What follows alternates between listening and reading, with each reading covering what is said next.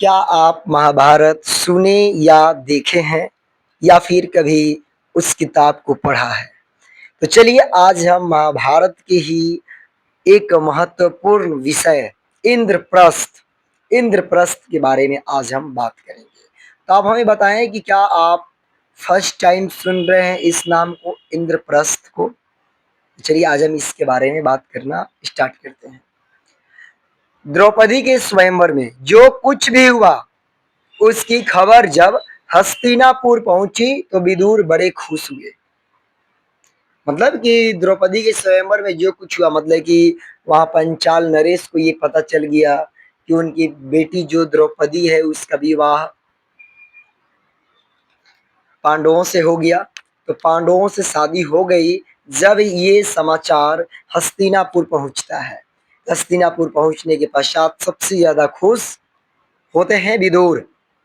धृतराष्ट्र के पास दौड़े गए और बोले, कौन दौड़े गए हैं? तो विदुर दौड़ते हुए गए हैं और बोले, पांडव अभी जीवित हैं।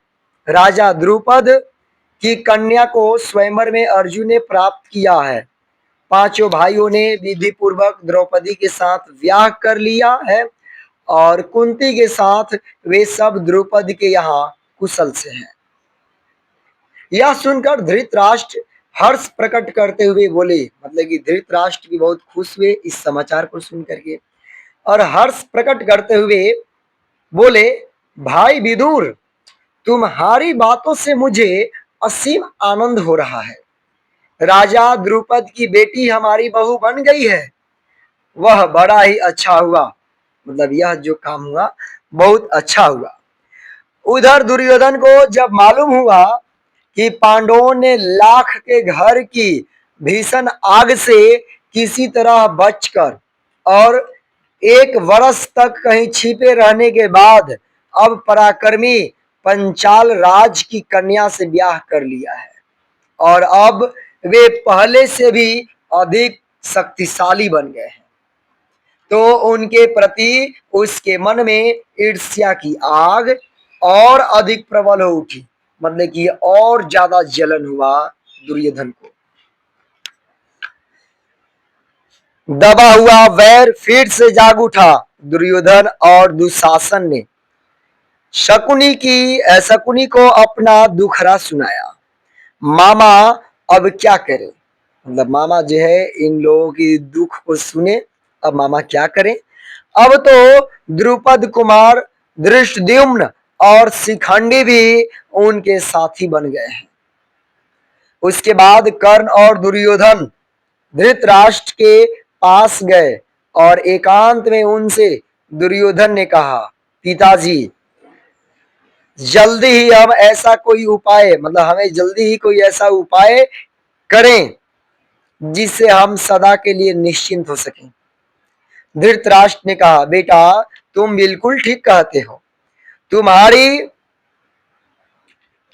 तुम ठीक कहते हो, तुम ही बताओ अब क्या करना चाहिए। मतलब धृतराष्ट्र जो है दुर्योधन से पूछते हैं कि बेटा तुम ही बताओ कि अब हमें क्या करना चाहिए। दुर्योधन ने कहा, तो फिर हमें कोई ऐसा उपाय करना चाहिए जिससे पांडव यहाँ आए ही नहीं, क्योंकि यदि वे इधर आए तो जरूर राज्य पर भी अपना अधिकार जमाना चाहेंगे। इस पर कर्ण को हंसी आ गई।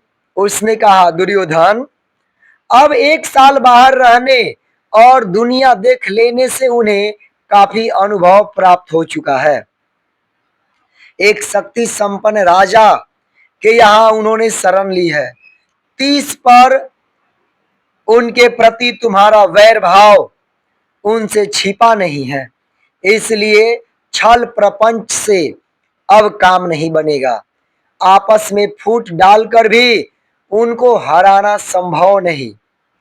राजा द्रुपद धन के प्रलोभन में पड़ने वाले व्यक्ति भी नहीं है। लालच देकर उनको अपने पक्ष में करने का विचार बेकार है। पांडवों के साथ वे कभी नहीं छोड़ेंगे। द्रौपदी के मन में पांडवों के प्रति घृणा पैदा हो ही नहीं सकती। ये बात कर्ण बोलते हैं। ऐसे विचार की ओर ध्यान देना भी ठीक नहीं है। हमारे पास केवल एक ही उपाय रह गया है और वह यह है कि पांडवों की ताकत बढ़ने से पहले उन पर हमला कर दिया जाए।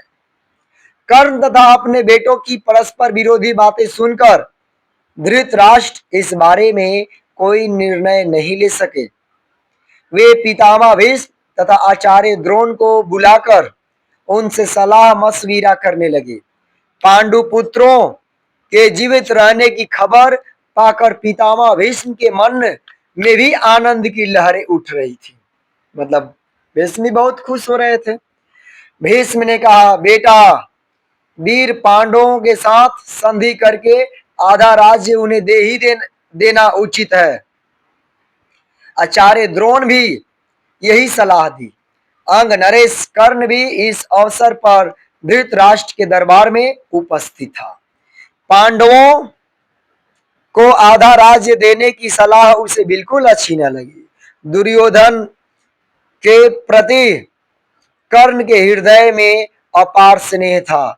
इस कारण द्रोणाचार्य की सलाह सुनकर उसके क्रोध की सीमा न रही।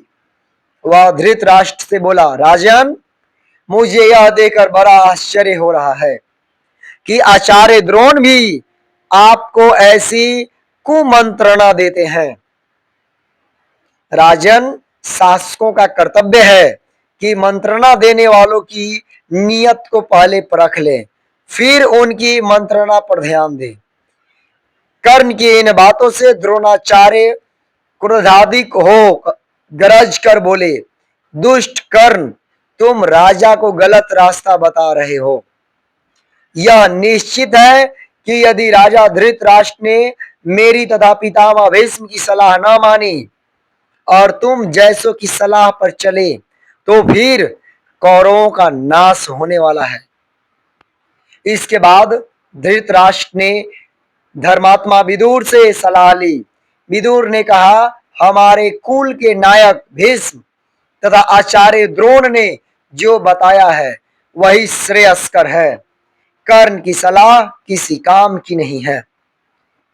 अंत में सब सोच विचार कर धृतराष्ट्र ने पांडु के पुत्रों को आधा राज्य देकर द्रौपदी तथा कुंती सहित सादर लीवा लाने के लिए विदुर को पंचाल देश भेजा। विदुर पंचाल देश को रवाना हो गए।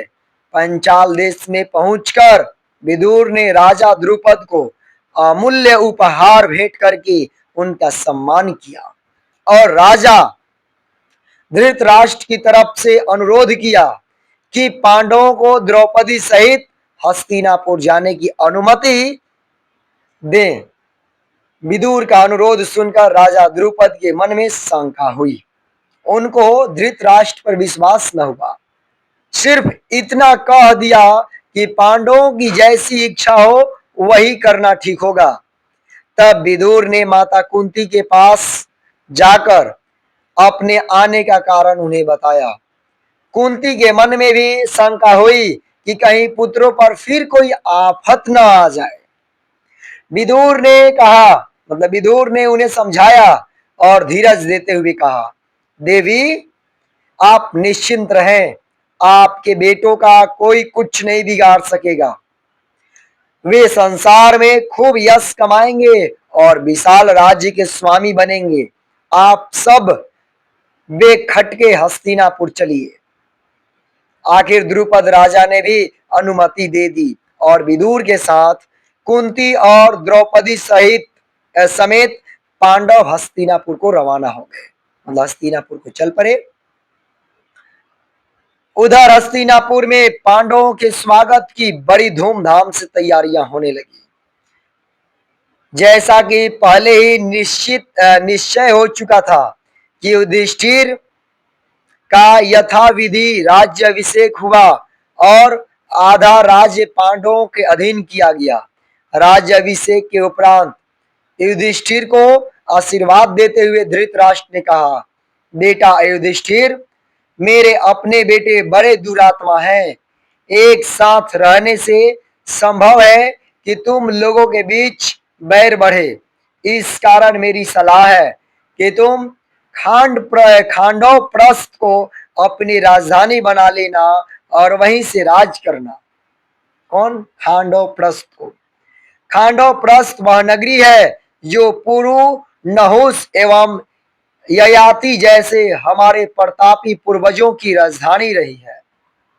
हमारे वंश की पुरानी राजधानी खांडव प्रस्थ को फिर से बसाने का यश और श्रेय तुम्ही को प्राप्त हो। धृतराष्ट्र के मीठे वचन मानकर पांडवों ने खांडव प्रस्थ के भग्नावशेषों पर, जो कि उस समय तक निर्जन वन बन चुका था, अब देखिए एकदम जंगल हो चुका था, निपुण शिल्पकारों से एक नए नगर का निर्माण कराया। सुंदर भवनों, अमेध अभेद दुर्गों आदि से सुशोभित उस नगर का नाम इंद्रप्रस्थ रखा गया। इंद्रप्रस्थ की शान एवं सुंदरता ऐसी हो गई कि सारा संसार उसकी प्रशंसा करते न थकता था। अपनी राजधानी में द्रौपदी और माता कुंती के साथ पांचों पांडव 23 वर्ष तक सुखपूर्वक जीवन बिताते हुए न्याय पूर्वक राज्य करते रहे। और इसके बाद हम लोग पढ़ेंगे जरासंध, और इस वीडियो को यहीं पर करते हैं क्लोज। मिलते हैं हम लोग फिर नेक्स्ट वीडियो में। अभी तक वीडियो में बने रहने के लिए बहुत बहुत धन्यवाद।